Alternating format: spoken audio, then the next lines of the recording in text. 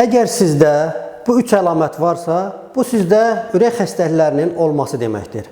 Bunlar hansı əlamətlərdir? Əsasən döş qəfəsində, qarnın yuxarısında və yaxud kürəkdə olan ağrı, bəzən qolada vura bilir, xüsusən də sol qola. Bundan başqa təngi nəfəslik, xüsusən də yeriyərkən və yaxud uzanarkən olan təngi nəfəslik, ayaqlarda olan şiş və şiddətli ürək döyüntüsü. Bunlar ürək xəstəliklərinin ilkin xəbərçiləridirlər. Bunları olan xəstələr mütləq kardioloqa müraciət etməlidirlər. Ürək ağrısı, yəni döş qəfəsinin ön tərəfində və yaxud kürəkdə və yaxud mədənin yuxarısında olan ağrılar, bunlar ərəsən ürək damarlarında olan problemlərlə, yəni damar tutulması, damar daralması kimi problemlərlə bağlı olur. Təngi nəfəslik isə daha ciddi bir ürək xəstəlikləri olan ürək çatışmamazlığının əlamətlərindəndir. Bu ilk dövrlərdə əsasən ciddi fiziki yükdən sonra, getdikcə az fiziki yükdən sonra uzananda, sonra isə adi sakit halda belə müşahidə olunur.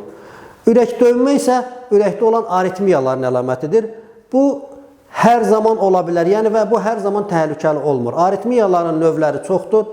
Bəzi hallarda bu heç bir ciddi əhəmiyyət daşımayan və müalicə etməyə ehtiyac duymadığımız xəstəliklərdən ola bilər. Bəzən isə ciddi, altında yatan ciddi proseslərin xəbərçisi ola bilər. Ona görə də bu aritmik xəstələr də ciddi kardioloq müayinəsindən keçməlidirlər.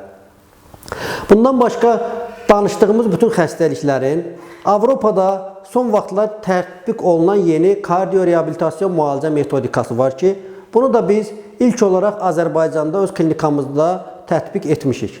Və bizim Azərbaycanda digər kardio-reabilitasyon müalicəni aparan klinikalardan üstünlüyümüz ondan ibarətdir ki, biz burada əsasən öz proqramlarımızdan istifadə etdiyimizə görə qiymət cəhətdən daha ucuz başa gəlir və xəstələri də ekonomik cəhətdən sıxıntıya salmırıq. Və beləliklə bu əlamətləri olanlar bizdə həm klassik müalicə, həm də kardio-reabilitasyon müalicə üçün bizə və bizim klinikamıza müraciət edə bilərlər. Ürək xəstəliklərində bəzi qidalar çox ciddi zərər verə bilər.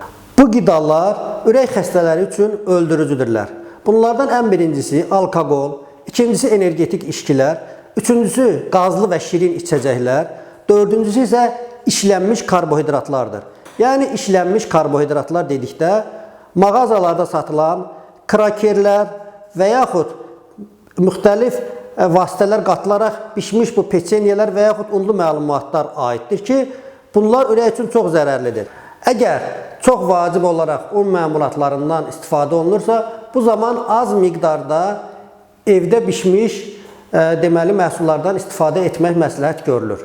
Ürək xəstələri üçün bizim məsləhət gördüyümüz qidalar isə bunlar əsasən balıq, tərəvəzlər, meyvələr və fındıq ləpəsidir.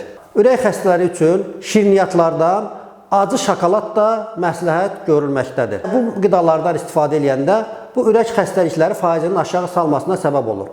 Bundan başqa son vaxtlar yayılmış bir mif olan kərə yağından qaçmaq olmaz.